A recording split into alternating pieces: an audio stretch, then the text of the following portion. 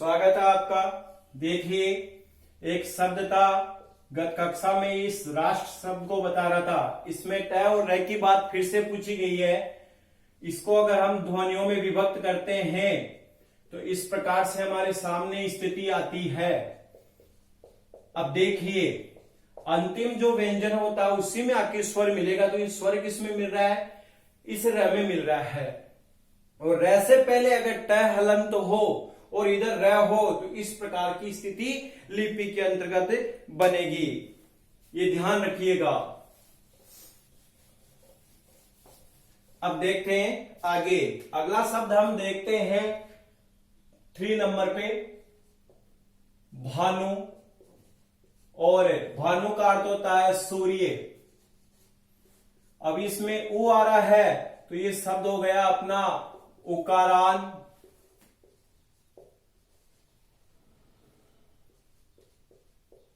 Pulling शब्द।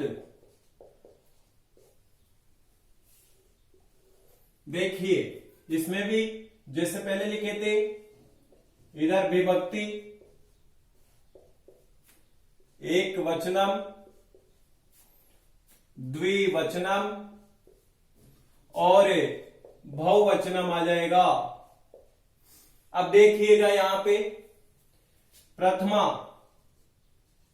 प्रथमा में इसका रूप बनेगा भानु। भानु, भानवः।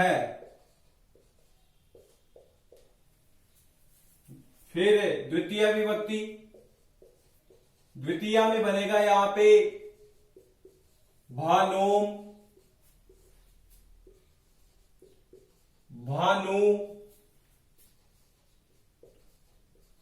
भानून। तृतीया भानुना। साथ के साथ लिखते रहे, भानुभ्याम, भानुभिः।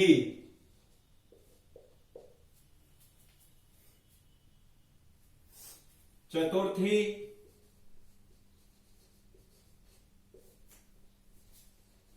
भानवे,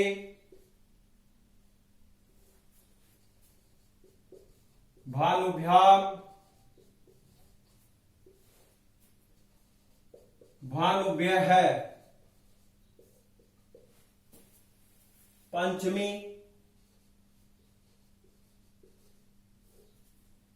भानोः, भानुभ्याम ऐसा का ऐसा आ जाएगा, भानुभे ऐसा का ऐसा आ जाएगा। षष्ठी, षष्ठी में भी यहां बनेगा भानोः। यहां पे अब देखिए, पंचमी और षष्ठी का एक जैसा रूप बनता है। अब यहां पे भानवोः और भानुनाम। अब देखिए, पद के अंत में तो न हलंत होता ही नहीं है, तो हम तो यहां पे देखेंगे नहीं कि री रह या सा आ रहा है या नहीं। अब यहां पे देखिए, तृतीय और षष्ठी के अंतर्गत अण इसलिए नहीं हुआ क्योंकि इसे भानु शब्द में ना तो रीता, ना रहता और ना सहता, इसलिए तीनों ही नहीं थे, इसलिए न का नहीं यहां पे रह गया। सप्तमी, सप्तमी में भानव। ध्यान देना, भानव बोला है मैंने, डबल मात्रा, औ की मात्रा है यहां पे। भानवोः, भानुषु। और अंतिम हमारा यहां पे है संबोधनम। संबोधनम में रूप बनेगा हे भानो, हे भानु और हे भानवः। इस प्रकार से यह हमारा भानु शब्द हो गया। लिख लीजिएगा इसको जल्दी से। अब देखिए, इसके हम शब्द रूप लिखते हैं। उकारांत आ गया। कौन कौन से शब्द है और उसके शब्द रूप आप लोगों को बनाने हैं। जैसे हम राम और हरि शब्द को सीख करके इकारांत और अकारांत शब्दों को बनाए, उसी प्रकार से आपको अब भानु के अनुसार उकारांत पुल्लिंग शब्दों को बनाना है। अब देखिए उकारांत शब्दों में किस प्रकार के शब्द होते हैं, कौन कौन से शब्द होते हैं, उनको हम देखते हैं। देखिए गुरु, ध्यान देना, इस रह में मैंने पहले भी बताया था, फिर बता रहा हूं, गांठ वाला उ होगा तो वो बड़ा होगा और बिना गांठ का होगा वह छोटा होगा। गुरु, साधु, इंदु, ये उकारांत शब्द है सभी के सभी। विदु, तरु, गुरु, साधु, इंदु, विदु, तरु, प्रभु, वायु, विष्णु। देखिए लिंग के अनुसार संस्कृत और हिंदी के शब्दों में लिंगों में परिवर्तन होता है। जो शब्द हिंदी में स्त्रीलिंग का होता है, हो सकता है वह पुल्लिंग का हो संस्कृत में, या नपुंसक लिंग का हो, परिवर्तन होता रहता है। वायु, विष्णु, पशु, रिपु, रिपु का अर्थ यहाँ पे शत्रु होता है, तो हम शत्रु शब्द को भी लिख सकते हैं, ये भी उकारांत होता है। फिर पटु, पटु का अर्थ यहाँ पे चतुर होता है। शिशु, बाहु, और एक हमारे 10th क्लास में वर्तमान का जो पाठ्यक्रम है उसमें मरु सौंदर्य में एक लेसन चलता है, और मरु का अर्थ होता है मरुस्थल, तो ये मरु शब्द भी उकारांत है इत्यादि। इस प्रकार से और भी शब्द चलते हैं। अब देखिए इन शब्दों में से मैं यहीं पे बता देता हूं, पहले इनको लिख लीजिएगा। कुछ महत्वपूर्ण शब्द मैं बता देता हूं कि किस प्रकार से वो बनने हैं। ठीक है, अब आपको अभ्यास के लिए मैं यहां पे शब्द लिख देता हूं कि इनको आपको बनाना है। रफ नोटबुक के अंदर आप लोगों को बनाना है। 4 शब्द में यहां पे लिख रहा हूं। गुरु, साधु, एक शत्रु ले लीजिएगा जो हम शब्द लिखे, और एक शब्द आप और ले लीजिएगा, और वो शब्द हम लेते हैं यहां पे शत्रु हो गया, शिशु। इन चारों शब्दों को आपको बनाना है, लेकिन पहले हम समझ लेते हैं कि कहां कहां हमारी कठिनता हो सकती है। देखिए आप इसको अवश्य देखना, ये हलंत रह होगा तो ऊपर जाएगा। अब देखिए जैसे हम पहले प्रथमा का ही रूप बना लेते हैं। प्रथमा में बना था भानु का, भानुहु, भानु, भानवः। इस प्रकार से हमारा रूप बना था, एक वचनम में, द्विवचनम में और बहुवचनम में। अब आपको भी गुरु को बनाना हो तो गुरुहु, गुरु, देखो बड़े उ की मात्रा इस प्रकार से आएगी, और यहां पे गुरवा है, इस प्रकार से ये बन जाएगा। ऐसे ही साधु का, ऐसे ही शत्रु का, और ऐसे ही शिशु का बनेगा। अब ध्यान रखना, द्वितीय बहुवचन में यहां पे बना था भानुन, और आपको बनाना होगा गुरुन। इस प्रकार से रह बड़ा, रह में ऊ की मात्रा बड़ी, सॉरी रह बड़ा नहीं। अब देखिए तृतीय में, अब तृतीय में यहां बना था भानुना। अब देखो गुरु शब्द में क्या बनेगा, गुरु ना, क्योंकि इसमें र आ गया है। उसी प्रकार से शत्रु शब्द में भी शत्रुणा बनेगा।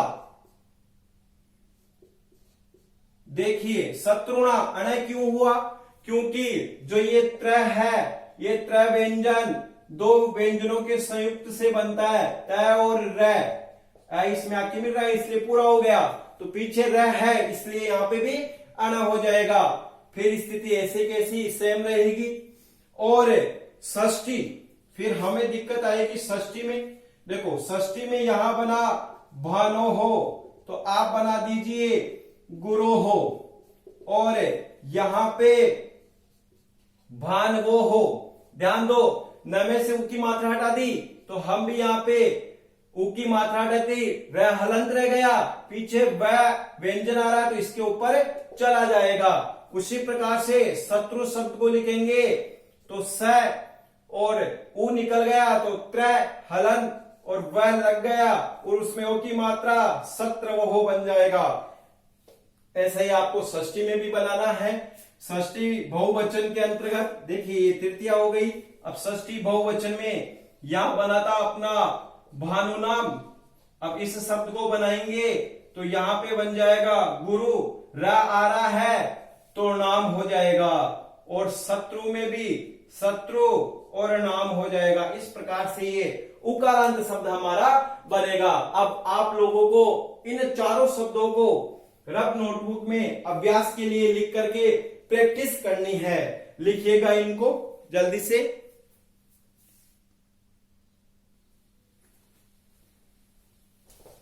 ठीक है, इन शब्दों के जहां जहां कठिनता थी इन शब्दों में वहां वहां मैंने बता दिया है। अब इन चारों शब्दों को आप रफ नोटबुक में लिख करके अभ्यास करें। जितना अभ्यास करेंगे उतना हमें यह आएगा। और अभ्यास की आवश्यकता इसलिए है क्योंकि आगे हम प्रश्न निर्माण देखेंगे, अनुवाद कार्य देखेंगे, अशुद्धि संशोधन और समास विग्रह, इन सभी जगह इनकी आवश्यकता होगी और कारक में भी। अब देखिए आगे हम सीधे सीधे शब्दों को हम लिखेंगे। अब देखिए ऋकारांत शब्द आ रहा है पितृ, और इस पितृ का अर्थ होता है पिता। अब इसमें री की मात्रा है तो ये शब्द हो गया अपना ऋकारांत पुल्लिंग। ऋकारांत पुल्लिंग शब्द रूप अपना ये हो गया है। अब देखिए इसकी शब्द रूप अपन यहां बनाते हैं, वो ही विभक्ति,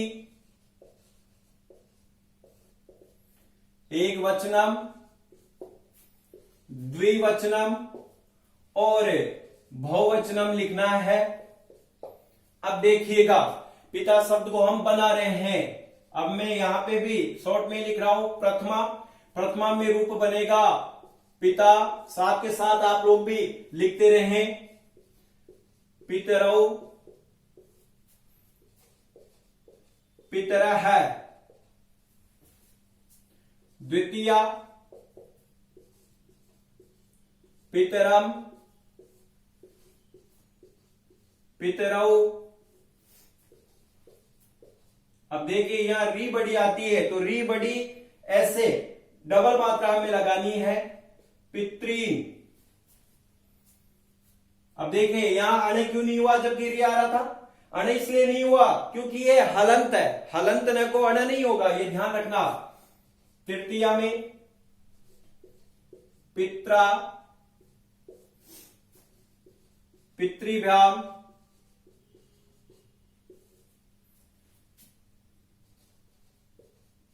पितृभिः। चतुर्थी पित्रे, पितृभ्याम ऐसा कैसा ही आ जाएगा पितृभ्यः। पंचमी पितुः, पंचमी के अंदर यहां पे आ जाएगा पितुः, पितृभ्याम, पितृभ्यः। षष्ठी, षष्ठी में भी पितुः।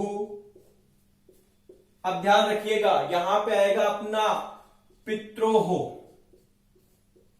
पित्रोः। और बहुवचन में आ जाएगा पितृनाम। सप्तमी, सप्तमी में आ जाएगा यहां पे पितरी, पित्रोः ऐसा कैसा आ जाएगा। और पितृसु, संबोधनम, अब देखिए संबोधनम में रूप बनेगा हमारा यहाँ पे हे पिता है, हे पितरौ,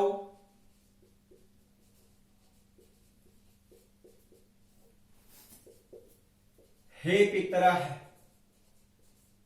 इस प्रकार से ये हमारे शब्द रूप पितृ शब्द हो गए हैं। एक बार हम इनका उच्चारण कर लेते हैं। पिता, पितरौ, पितरः, पितरम, पितरौ, पितॄन्। री दीर्घ है तो हमें थोड़ा यहां पे दीर्घ के हिसाब से बोलना है। पितॄन्, पित्रा, पितृभ्याम, पितृभिः, पित्रे, पितृभ्याम, पितृभ्यः, पितुः, पितृभ्याम, पितृभ्यः, पितुः, पित्रोः, पितॄणाम, पितॄणाम, पितरि, पित्रोः, पितृसु। हे पिता है, हे पितरौ, हे पितरः। इस प्रकार से हमारा ये ऋकारांत पुल्लिंग शब्द हो गया है। लिख लीजिएगा इसको जल्दी से।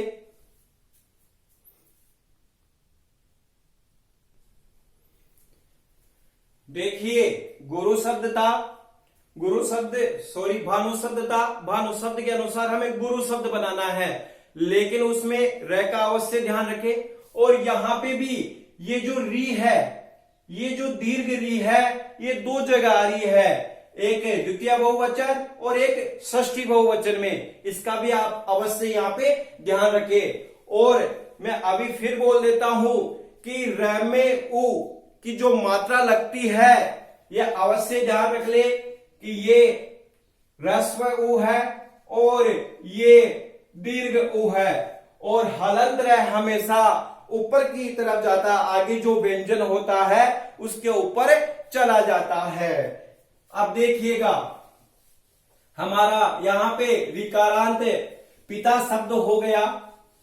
अब हम भवत शब्द को भी यहां पे देख लेते हैं, क्योंकि भवत शब्द का प्रयोग अनुवाद, अशुद्धि संशोधन, वाच्य परिवर्तन, प्रश्न निर्माण, इन सभी जगह और समास में भी उसका प्रयोग होता है।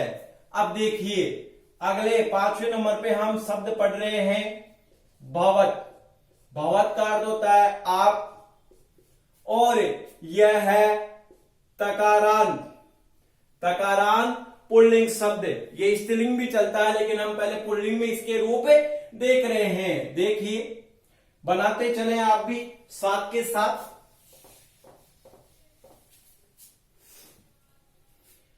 भवान, इसको साथ के साथ बनाते चले। भवान, भवन्तौ, भवन्तः, भवान, भवन्तौ, भवन्तः प्रथमा हो गया। द्वितीय में ये बनेगा भवन्तम, भवन्तम, भवन्तौ, ऐसा कैसा ही। और भवतः हमारी द्वितीय भी हो गई। तृतीय में ये बनेगा भवता, भवद्भ्याम, भवता, भवद्भ्याम, भवद्भिः, ये हमारा तृतीय में हो गया। अब चतुर्थी में इसका रूप जो हमारा बनेगा भवते, भवद्भ्याम, ऐसा कैसा आ जाएगा। और यहां पे आ जाएगा भवद्भ्यः, ये चतुर्थी। पंचमी में ये बनेगा भवतः, और यहां पे ऐसा कैसा ही भवद्भ्याम, और बहुवचन में भवद्भ्य हो जाएगा। षष्ठी में ये रूप बनेगा भवतः, और द्विवचनम में बनेगा ये भवतोः, भवतोः, और बहुवचन में बनेगा ये भवताम्। इस प्रकार से ये षष्ठी विभक्ति हो गई। सप्तमी में इसके रूप बनेंगे भवती, और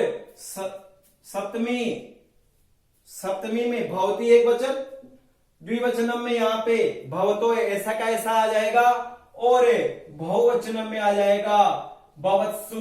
ध्यान रखना हलन शब्द आ रहा है, यहां पे से दूसरा हमारा आ गया है। अब देखिए संबोधन में ये बनेगा, यहां पे हे भवन, तो संबोधन में बन जाएगा ये हे भवन। इस प्रकार से ये हमारा यहां पे बनेगा हे भवन्तौ, हे भवन, हे भवन्तौ, हे भवन्तः। इस प्रकार से ये हमारा संबोधन का रूप बनेगा। एक बार हम इसका उच्चारण कर लेते हैं। भवान, भवन्तौ, भवन्तः प्रथमा, द्वितीया में भवन्तम, भवन्तौ, भवतः द्वितीया, भवता, भवद्भ्याम, भवद्भिः, भवते, भवद्भ्याम, भवद्भ्यः, भवतः, भवद्भ्याम, भवद्भ्यः। अब देखिए षष्ठी में भवतः, भवतोः, भवताम, सप्तमी में भवती, भवतोः, भवत्सु। लेकिन ये ध्यान रखना यहाँ पे जो ये स है यहाँ पे दंत से आ रहा है, मूर्धन्य से नहीं आ रहा है। और ये व्याकरण की भाषा में दंत और मूर्धन्य, और अपनी भाषा में देखें तो ये स्कूल वाला से यहाँ पे आ रहा है, षटकोण वाला नहीं। और संबोधन में बनेगा हे भवन, हे भवन्तौ, हे भवन्तः। अब देखिए इस भवत शब्द में कहां कहां आपको ध्यान रखना है। एक तो आपको यहाँ पे ध्यान रखना है षष्ठी बहुवचनम में भवताम आ रहा है या न नहीं आ रहा है, और एक सप्तमी बहुवचन में स दूसरा आ रहा है। इस प्रकार से ये भवत तकारांत पुल्लिंग शब्द हो गया। लिख लीजिए इसको।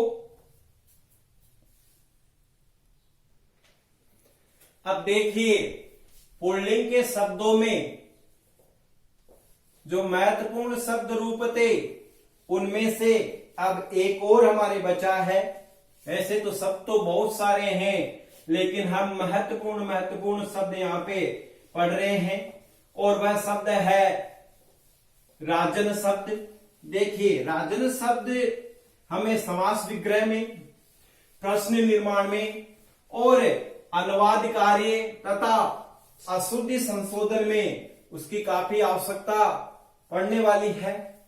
अनुवाद, वाच्य परिवर्तन और यहां तक प्रश्न निर्माण में भी राजन शब्द काफी महत्वपूर्ण होता है।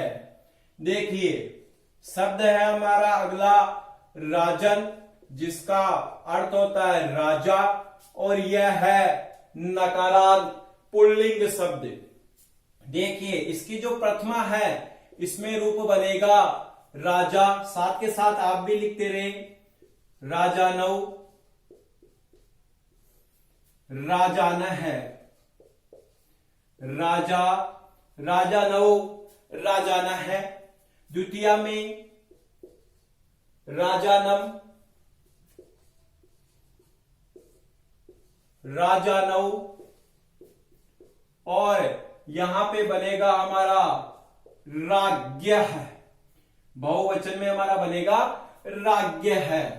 तृतीया में हमारा बनेगा रूप यहां पे राज्ञा, राजभ्याम, राज्ञा, राजभ्याम, राजभिः, राज्ञः, राजभ्याम, राजभिः। चतुर्थी में बनेगा यहां पे राज्ञे, राजभ्याम और राजभ्यः। राज्ञः, राज्ञे, राजभ्याम, राजभ्यः। अब देखिए पंचमी में बनेगा यहां पे राज्ञः। राज्ञ कहां बनेगा? पंचमी में। राजभ्याम द्विवचन में हो जाएगा और राजभ्य बहुवचन में हो जाएगा। षष्ठी में भी यही रूप बनेगा राज्ञः। अब देखिए षष्ठी द्विवचनम में बनेगा यहां पे राज्ञो हो और बहुवचन में बनेगा राज्ञाम। बहुवचन में क्या बनेगा? राज्ञाम बनेगा। इसी प्रकार से सप्तमी में भी जो रूप बनेगा हमारा, एक तो बनेगा राज्ञी और एक बनेगा राजनी। दो बनते हैं इसके रूप, राज्ञी, राजनी। और राज्ञो ऐसा का ऐसा ही आ जाएगा। और यहां बहुवचन में जो बनेगा रूप है वह बनेगा राजसु। यहां पे भी स, यहाँ पे दंत से है, स्कूल वाला हिस्सा यहाँ पे प्रयुक्त हो रहा है। संबोधन में जो इसका रूप बनेगा वह बनेगा हे राजन, हे राजानौ, हे राजानौ, और बहुवचन में बन जाएगा हे राजान है। इस प्रकार से हमारे ये शब्द रूप इसके बनेंगे। अब देखिए ज्यादा महत्वपूर्ण जो इसमें है, तृतीय एक वचन, षष्ठी एक वचन और सप्तमी एक वचन, और यहां पे अधिकतर काम में आने वाली है तथा द्वितीय बहुवचन भी थोड़ा अवश्य देख लें, ये हमारी महत्वपूर्ण है। लेकिन जो तृतीय एक वचन, षष्ठी एक वचन और सप्तमी एक वचन की जो विभक्तियां हैं वह अधिकतर प्रयोग में आती रहती है। इनके उदाहरण हर जगह मिलते रहते हैं। एक बार हम इसका उच्चारण कर लेते हैं। राजा, राजानौ, राजानः, राजानम, राजानौ, राज्ञः, राज्ञा, राजभ्याम, राजभिः, राज्ञे, राजभ्याम, राजभ्यः, राज्ञः, राजभ्याम, राजभ्यः, राज्ञः, राज्ञोः, राज्ञाम, राज्ञी या राजनी, राज्ञो, राज्ञोः विसर्ग भी है, राज्ञोः, राजसु, हे राजन, हे राजानौ, हे राजान। अब देखिए दो प्रकार के संयुक्त व्यंजन तो हम देख लिए थे, अब तीसरे प्रकार का संयुक्त व्यंजन भी यहाँ पे ज्ञ आ रहा है। अब देखिए ये जो ज्ञ है ये किन किन वर्णों से, किन किन व्यंजन वर्णों से मिलकर के बनता है। देखिए ये चवर के दो व्यंजन आते हैं, एक तो ज और एक ञ। इन दो से मिलकर के ये बनता है, ये पंचम वर्ण हो गया और ये तृतीय वर्ण हो गया च वर्ग में से। इन दोनों के मिलने से ये शब्द हमारा बनता है। इस प्रकार से हमारा राजन शब्द भी हुआ। आज हमने यहाँ 4 शब्दों को देखा है और जो भानु के अनुसार मैंने 4 शब्द रूप आपको दिए हैं उनको आपको बनाने हैं शब्द रूप रफ नोटबुक में। और मैंने बता दिया है कि गुरु का र कैसे जाएगा षष्ठी द्विवचनम में, जहां हलंत होगा, और छोटा उ और बड़ा उ जिसको व्याकरण की भाषा में ह्रस्व उ और दीर्घ उ कैसे बनेगा उसका भी आपको ध्यान रखना है। गांठ वाला हुआ तो निश्चित बड़ा है, दीर्घ है, और बिना गांठ का हुआ तो ह्रस्व है, छोटा उ है। और शत्रु शब्द में भी ऐसे कैसे आपको याद रखना है, उन चारों शब्दों को बनाना है। शत्रु में याद रखने की बात है, न को अणय करना। उन चारों शब्दों को रफ नोटबुक में बनाना है और इन चारों के शब्द रूप आप अच्छे से देखें। धन्यवाद।